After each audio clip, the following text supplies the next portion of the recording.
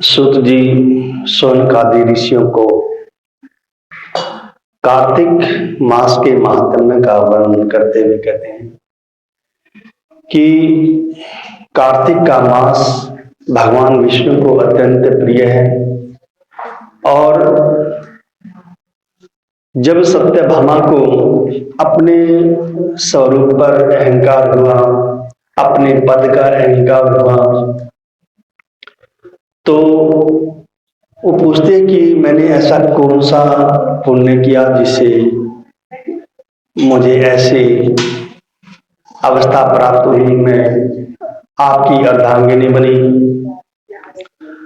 तो भगवान सत्यभामा को उसके पूर्व जन्म की कथा कहते हैं कि जो देव शर्मा नाम का ब्राह्मण था, वो बहुत ही भगवान का परम भक्त था। और काफी समय के बाद गुणवती नाम की कन्या हुई और उस कन्या का विवाह देव शर्मा ने अपने ही शिष्य चंद्र नाम के ब्राह्मण के साथ उसका विवाह कर दिया। लेकिन जब एक दिन वो दोनों गुरु शिष्य पूजन की सामग्री, हवन की सामग्री के लिए समिधा इत्यादि लेने के लिए वन में गए, तो वहीं पर एक राक्षस आया और उन दोनों को मार दिया। भगवान श्री कृष्ण ने कहा कि हे देवी, जब गुणवती को यह समाचार मिला, उसको पता चला कि उसके पिता व पति को राक्षस ने मार दिया है, तो वह बहुत विलाप करने लगी, क्योंकि उन दोनों के सिवाय उसका संसार में कोई नहीं था। वह बहुत विलाप करने लगी, कहने लगी कि हाय पिता, हाय पति, आप मुझको त्याग कर कहां चले गए हो? मैं अकेली अब कैसे रहूंगी? तुम्हारे बिना इस संसार में मेरा कोई भी नहीं है। अब मेरे भोजन की व्यवस्था कौन करेगा? मेरे रहने सहने की व्यवस्था कौन करेगा? घर में मेरा प्रेम पूर्वक पालन पोषण कौन करेगा? मैं तो कुछ भी नहीं जानती हूं। इस प्रकार विलाप करते हुए वो मूर्छित हो गई। जब मूर्छा खुली तो फिर विलाप करने लगी। कहते कि अब मैं विधवा हो गई हूं और मेरी विधवा की रक्षा कौन करेगा? मैं कहां जाऊं और कहां रहूं? मेरी सहायता करने वाला कोई भी नहीं है। मेरा तो अब कहीं भी इस संसार में ठिकाना ही नहीं रहा। इस प्रकार वो बहुत देर तक विलाप करती रही, लेकिन जब हम अधिक विलाप कर लेते हैं तो हमारा कुछ दुख हल्का हो जाता है। तो गुणवती भी कुछ संभली, उसको कुछ होश आया और उस गुणवती को ध्यान आया कि मेरे पिता और मेरे पति की मृत्यु हुई है और उनका अंतिम संस्कार भी करना है। तो जब तक अंतिम क्रिया नहीं होगी, संस्कार नहीं होगा, तो उनको गति नहीं प्राप्त होगी। इसलिए उसने जो भी घर में जितनी भी वस्तुएं थी सभी को बेच दिया और उनको बेचने से जो भी उसको धन मिला उससे उसने अपने पिता का और पति का श्राद्ध किया। फिर वह उसी नगर में रहते हुए भगवान विष्णु की भक्ति करने लगी। वह 8 प्रहर, हम तो एक प्रहर भी पूजा नहीं करते हैं, भगवान का सुमिरन नहीं करते हैं, वो 8 प्रहर अर्थात हमेशा भगवान के ध्यान में ही मगन रहने लगी, सोते जागते। एक प्रहर में 3 घंटे होते हैं और 24 घंटों में 8 प्रहर हो गए। पहला प्रहर 6 से 9 तक का होता है, सुबह प्रातः काल, और ब्रह्म मुहूर्त अलग होता है, लेकिन प्रहर की गणना सुबह सूर्य उदय के समय 6 बजे से होती है, और 9 से 12 दोपहर हम जिसको बोलते हैं, 12 के बाद फिर तीसरा प्रहर, और ऐसे ही 8 प्रहर होते हैं। तो वो मन के साथ भगवान विष्णु की भक्ति में लीन हो गई।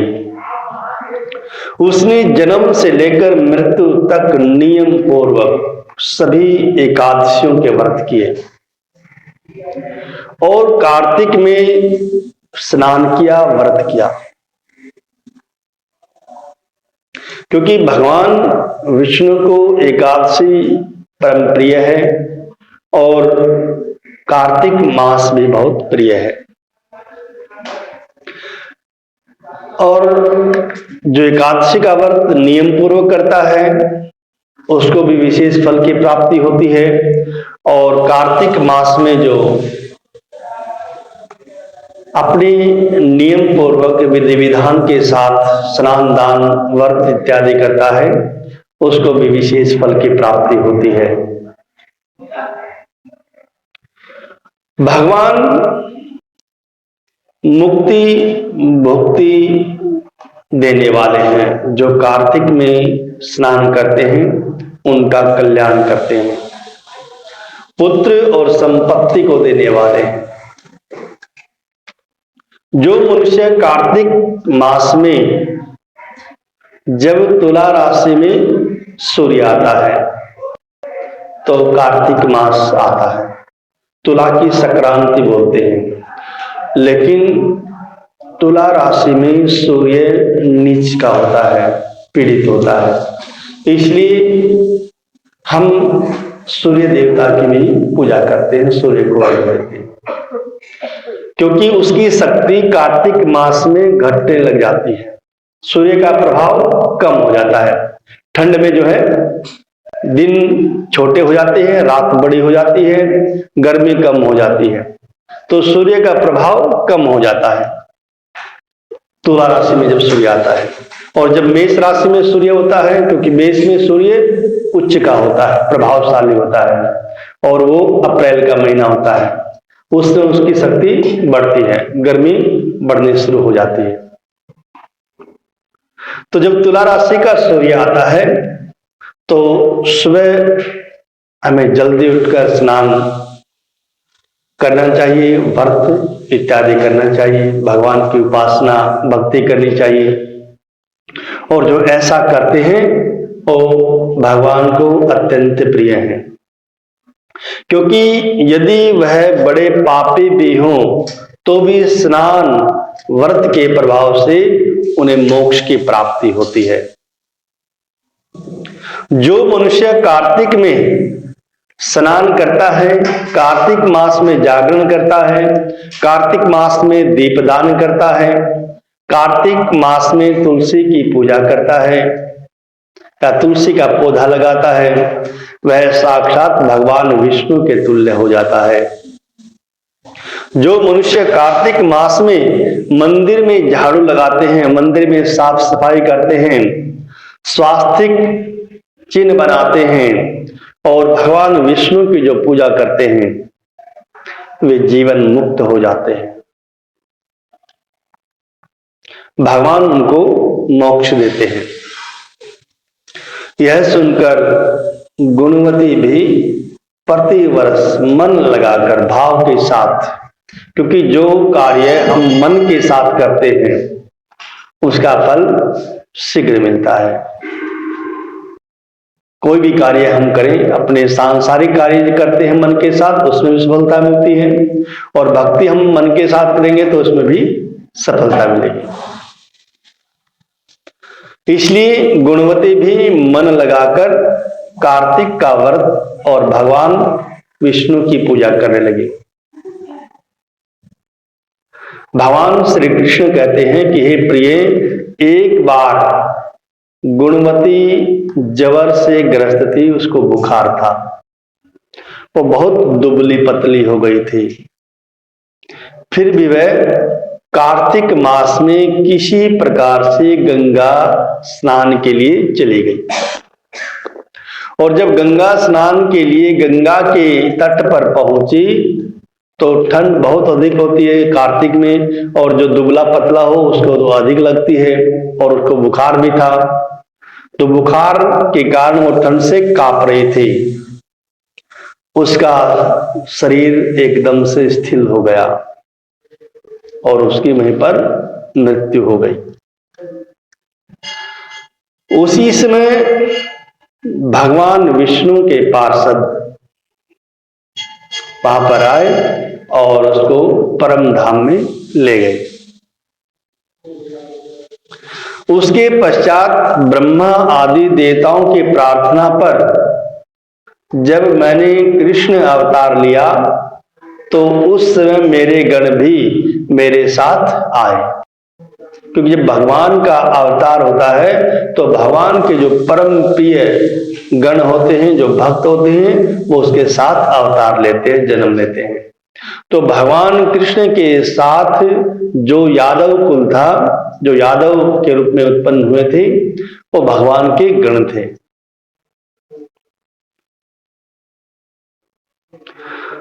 वे सब पृथ्वी पर यादव बने, और तुम्हारे पिता जो कि पूर्व जन्म में देव शर्मा थे, इस जन्म में अब सत्राजीत हैं, तुम्हारे पिता ही हैं।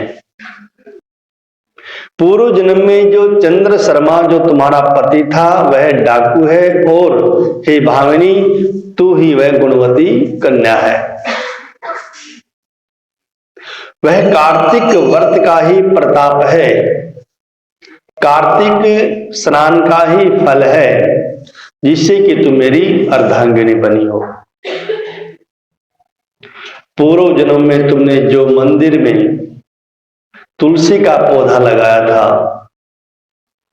वह इस समय तुम्हारे महल में कल्प वृक्ष के रूप में शोभायमान है। और तुमने जो उस जन्म में दीपदान किया था, मंदिर में दीपक लगाया था, उसी के कारण तुम्हारी देह सुंदर है। तुम्हारे शरीर में जो शोभा है, और घर में साक्षात लक्ष्मी निवास करती है, क्योंकि तुमने पूर्व जन्म में अपने सभी व्रतों का फल पति रूप में अर्थात मुझे प्राप्त किया है। तुमने जो भी कर्म किए थे वो सभी कर्म तुमने भगवान को अर्पण किए थे। भगवान को साक्षी मानकर ही हमें सभी कार्य करने चाहिए, चाहे हम सांसारिक कार्य करें, लेकिन वो कार्य भी हम भगवान को साक्षी मानकर ही करें। इससे हमें विशेष फल की प्राप्ति होती है। उसी के प्रभाव से तुम इस समय मेरी सबसे प्रिय भामिनी हुई हो।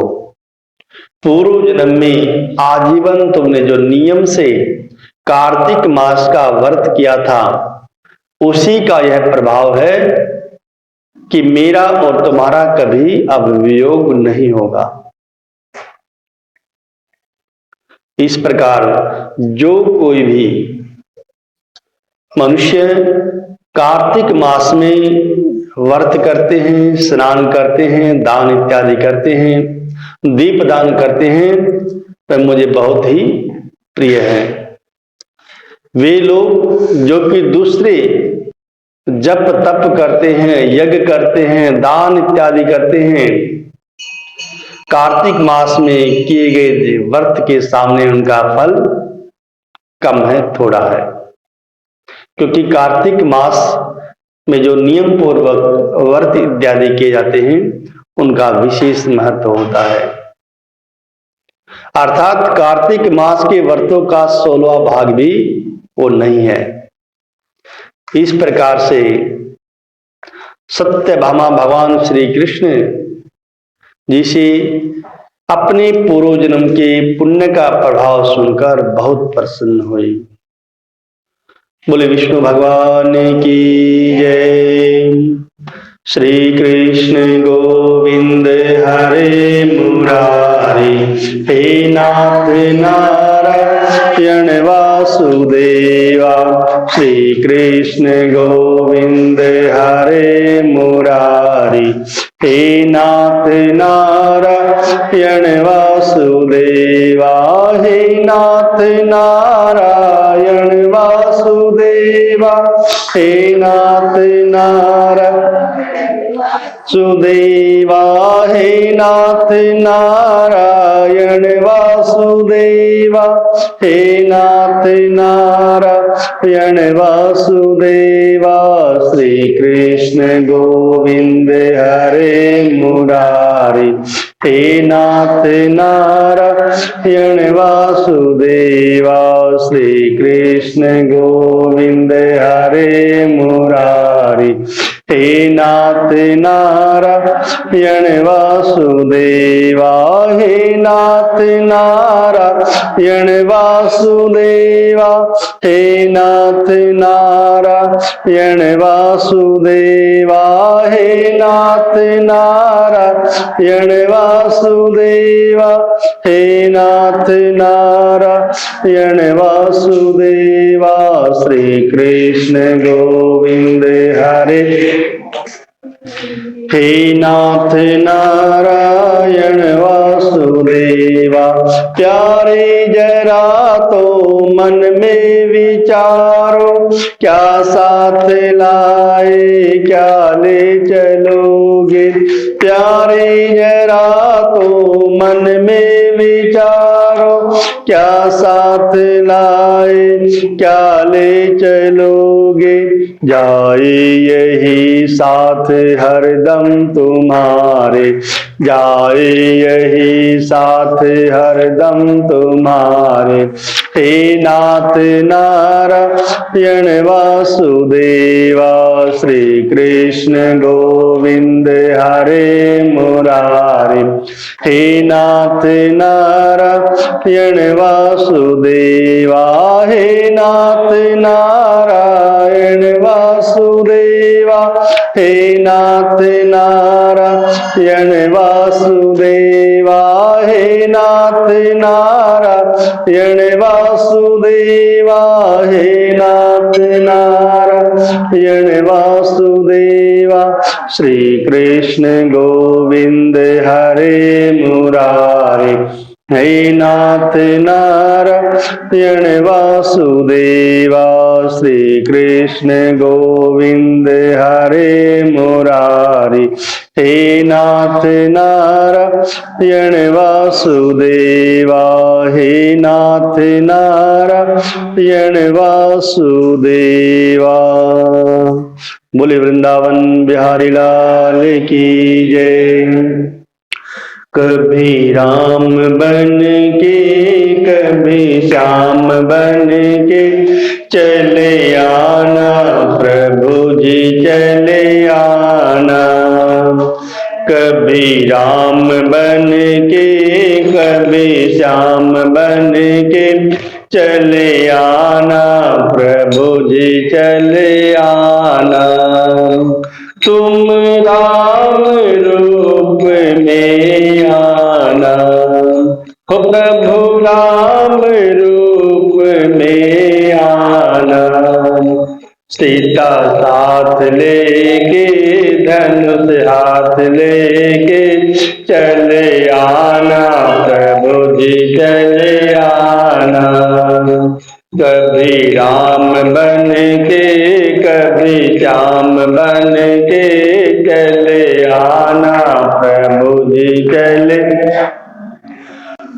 तुम श्याम रूप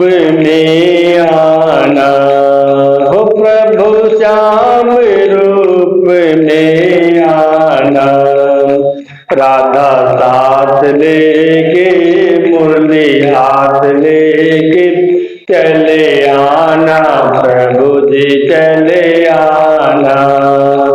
कभी राम बन के कभी श्याम बन के चले आना प्रभु जी चले। तुम शिव जी रूप में आना हो प्रभु शिव जी रूप में आना। गोरा साथ लेके डमरू हाथ लेके चले आना प्रभु जी चले आना। कभी राम बन के कभी श्याम बन के चले आना प्रभु जी चले। तुम विष्णु रूप में आना हो तुम विष्णु रूप में आना। लक्ष्मी साथ लेके चक्र हाथ लेके चले आना प्रभु जी चले आना। कभी राम बन के कभी श्याम बन के चले आना प्रभु जी चले आना। तुम गणपति रूप में आना हो तुम गणपति रूप में आना। रिद्धि साथ लेके सिद्धि हाथ लेके चले आना प्रभु जी चले आना। कभी राम बन के कभी श्याम बन के चले आना प्रभु जी चले आना। कभी राम बन के कभी श्याम बन के चले आना प्रभु जी चले आना। बोले वृंदावन बिहारी लाल की जय। आरती करें।